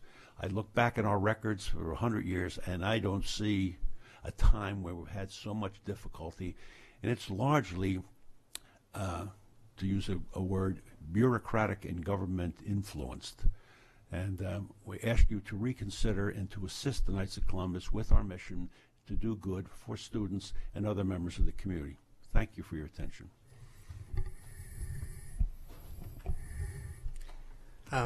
Good morning or good afternoon. I've lost track of time. Thank you very much for this opportunity to visit with you today. I deeply appreciate the success that the Anne Arundel Public County school system has had in supporting families and the children who depend upon your efforts. Arundel Lodge is a private nonprofit organization. It provides behavioral, mental health, substance abuse services, supports people in their recovery, and promotes and helps them engage in and develop a meaningful life in the community. We have a wide variety of services. We have an outpatient clinic that now currently serves over 1,500 people per year. We have a day program whose average daily attendance is over 100. We have 110 people living in residential placements in 32 homes. We have a supported employment program to help them return to work. Probably of most interest to the school system is that next week we're beginning to redesign part of our building to establish a children and adolescents treatment program, outpatient clinic, that will provide them a separate entrance into our facility, a separate waiting room, a separate area for counseling and play therapy services. The reason why we came to support this project is because when I met with Koch Development, they were willing to put in a public road from Admiral Cochrane to our parking lot area. And we had been in discussion with the city for quite some time. They provide a bus stop at the end of Admiral Cochrane, and many of our clients take that bus and then cross the Knights of Columbus property to our property, which is contiguous with, right next to the Knights of Columbus. We've always wanted, and the city of Annapolis has also felt like it would be more desirable if that bus stop could be at our building. The problem has been that it needs to get to our property from Admiral Cochrane and then back to Admiral Cochrane to continue its route. Anyway, they have been supportive of this project, and I recontacted the acting director of the Department of Transportation, who said that should the Koch development project go through as the conceptual plans indicate, then that would be possible. I know that our programs work closely with Board of Ed programs. We have a partnership with Georgetown East right now, and with our clinic services, we would hope to expand our capacity and our ability to support you in your educational mission. Thank you very much. Mr. Jackson. Thank you, ma'am. I normally don't ask a question, but just for clarification, sir, Knights of Columbus, I drive by it all the time because I live in South County, down Route 2. You mentioned you're trying to rezone the property so that you can sell it. What are you trying to rezone it to? Well, it was at one time zoned residential to R2 for 2 dwelling units per acre. We attempted in the past to get it zoned commercial simply because of the traffic that was around. No one really wanted to live where 67,000 cars went past your front door every day. And we could not get support to get that done. Even though it was part of a small growth plan, it was zoned commercial, there apparently was opposition from Gingerville, and the former county executive listened to them and put a stop to it. Then it was subsequently compromised to resident R10. 10 dwelling units. That's what it currently is right now, and that under that circumstance it was sold for townhouse development. About 50 dwelling units, I understand, is proposed for there. Thank you. Do you want to say something? Well, I was just going to add, there's no pending rezoning. The zoning is in place now. The development that we're talking about is a by right zone that's basically just being held up for the school issue. There's no other rezoning that has to occur right now for this to go forward. So it would stay R10? Yes, correct. Thank you. Mm-hmm. Thank you, ma'am. Is there any other public comment on this item? Okay, thank you. If anyone wants to ask me any questions, like privately, Scott Schuler has my email and my phone number. Thank you so much. Okay. And just to clarify, we anticipate having 1 or 2 public briefings on this, whatever the board ends up proposing in February, and then the public hearing at the board probably the first week of March.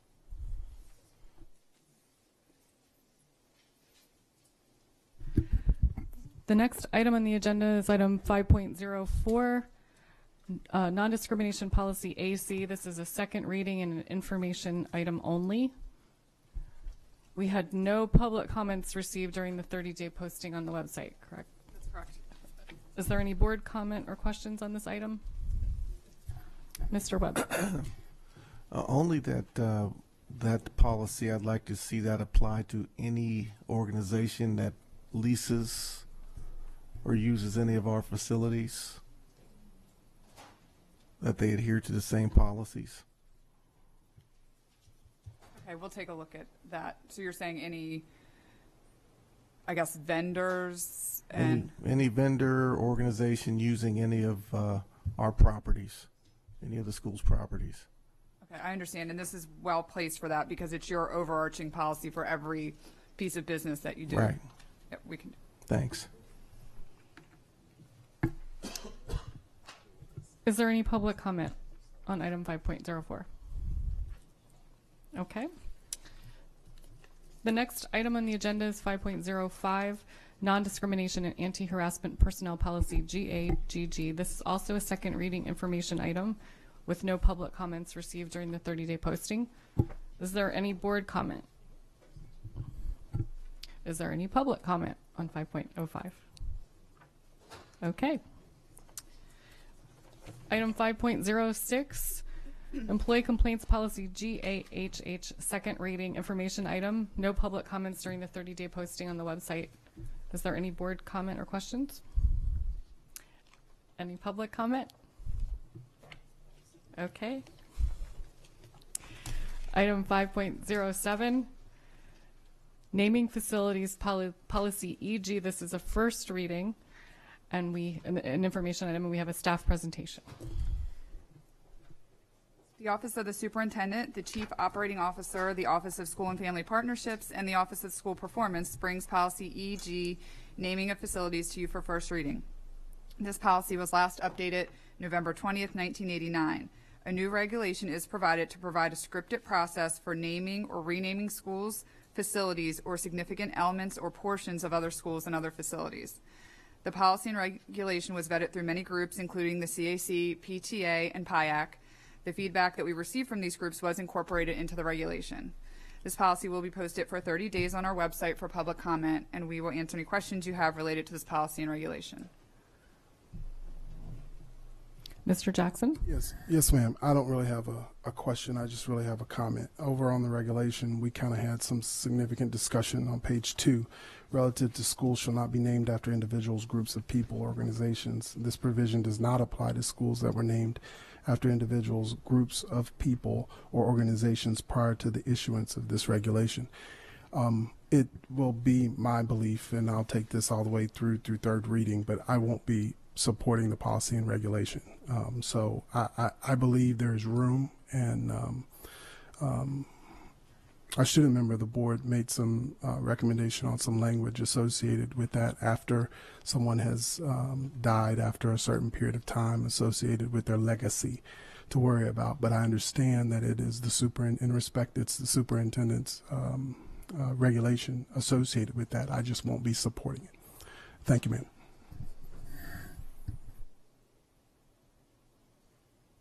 Is there any public comment on this item? Okay. Item 5.08, reporting child abuse, neglect, JEF policy, first reading. This is an information item as well, and there's a staff presentation. The Division of Student Support Services and the Office of Investigations bring policy JEF, reporting child abuse neglect, to the board for first reading. This policy was last updated May 15, 2007. This policy and regulation is being revised to comply with updated state law that includes human trafficking in the definition of sexual abuse. The policy will be posted on our website for 30 days for public comment, and we will answer any questions you have regarding this policy and regulation. I don't see any board questions. Is there any public comment? Okay.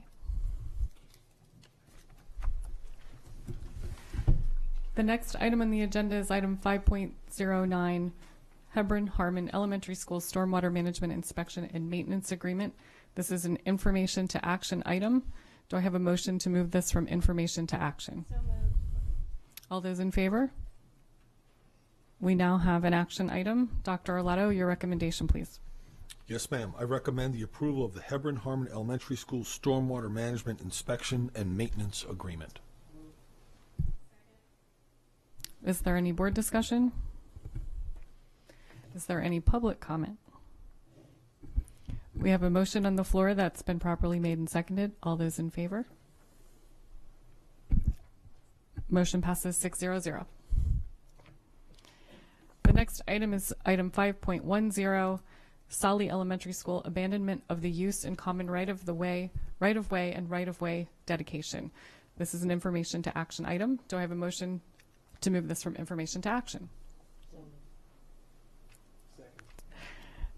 We now have an action item, or all those in favor? Now we have an action item. Dr. Arlato, your recommendation? Yes, ma'am. I recommend the approval of the Solly Elementary School abandonment of the use in common right-of-way and right-of-way dedication. Second. Is there any discussion?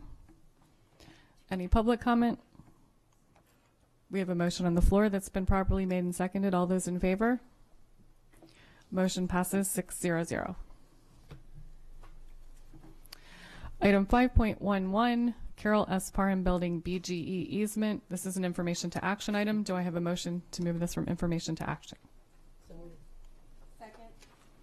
All those in favor? We now have an action item. Dr. Arlato, your recommendation? Yes, ma'am. I recommend the approval of the Carol S. Parham Building BGE easement. Second. Is there any discussion? Any public comment? We have a motion on the floor that's been properly made and seconded. All those in favor? Motion passes 6-0-0. Item 5.12, second quarter operating budget fund transfer for FY 2015. This is an information to action item. Do I have a motion to move this from information to action? All those in favor? We now have an action item. Dr. Arlato, your recommendation? Yes, ma'am. I recommend the approval of the second quarter operating budget fund transfer for FY 2015 to be submitted to the County Council. And we have a presentation? Yes, ma'am. Good afternoon. Again, Alex Shaknovich, Chief Operating Officer. It's my pleasure to present an overview of item 5.12, which is an information action item now regarding the second quarter operating budget transfer for 2015.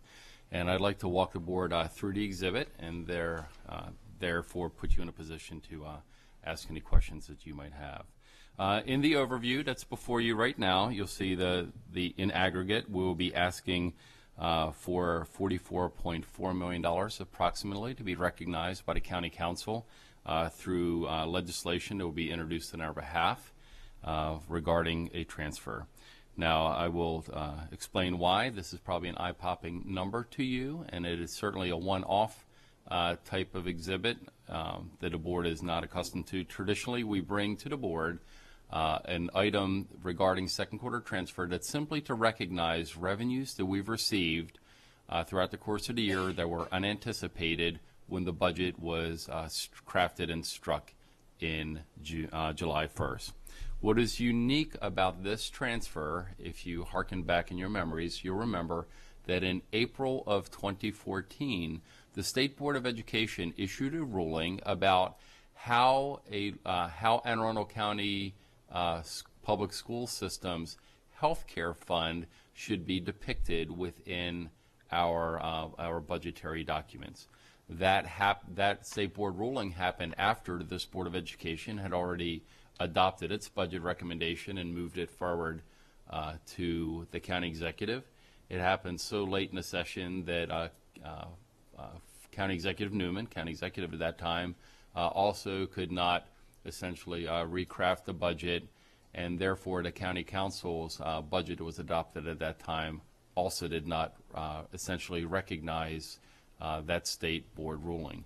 And we had some robust discussions with all parties involved at that time, and again, given the late nature and essentially it was too late into the cycle, that we committed to the county government that when we brought, as we naturally do each and every year, our second quarter fund transfer to the Board of Education and then later through the administration to the county council, when we brought that second quarter fund transfer to adjust the FY15 budget, we would also recast our budget depiction and adjust our FY15 budget to bring it into strict accord with that state board ruling. So that is why, and I'll show you momentarily why this second quarter transfer is much larger than you had seen in the past. So going forward through the pages, the next page will show the general fund operating budget transfer, and you'll see that there is none. So there is no additional revenue anticipated traditionally into our unrestricted general fund. Our general fund fund balance summary is on the next page. And again, this aligns with the budget presentation that you saw earlier, so I will not take any time on that page.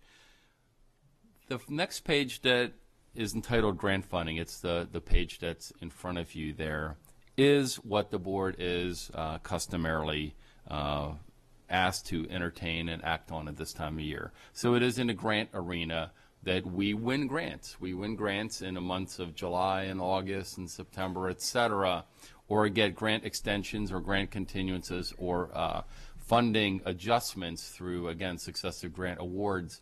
So this approximately $2.1 million is largely attributable to those grants that have come to benefit the school district, but after the budget was struck.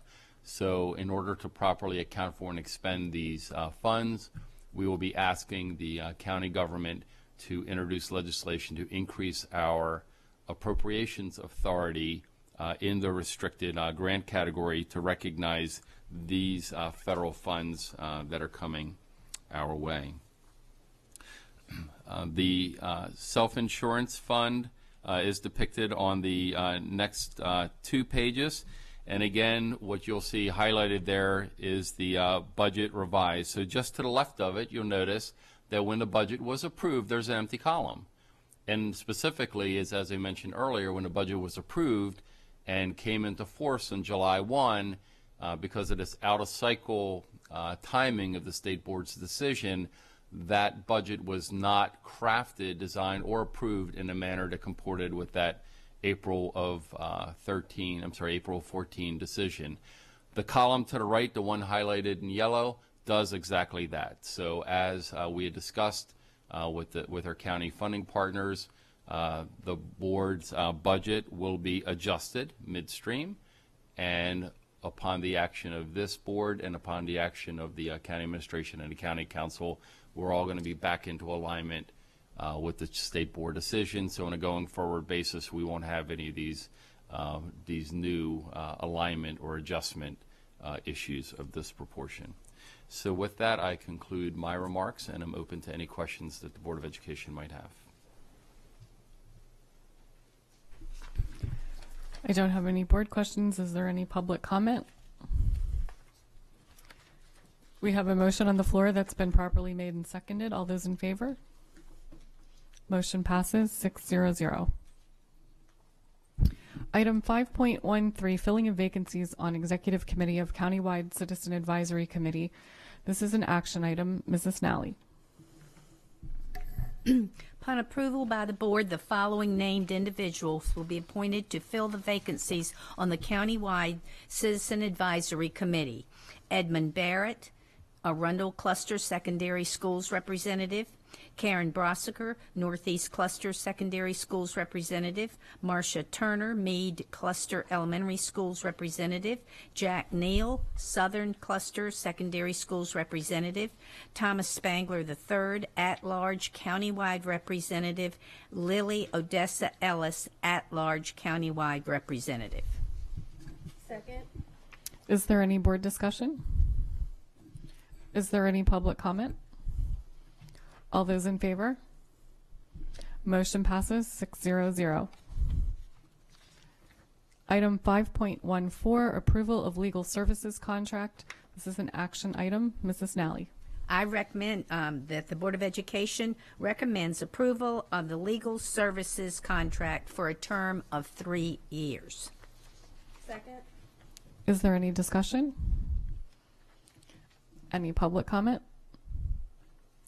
All those in favor? Motion passes 6-0-0.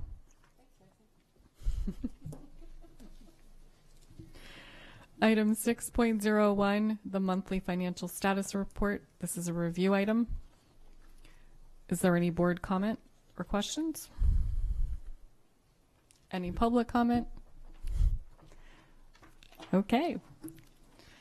Item 6.02, award of contracts. This is a review item. Is there any board comments or questions? Any public comment? Okay. I just have a couple of announcements before we move to go back into closed session. The next Board of Education meeting is Wednesday, January 7th at 10 a.m.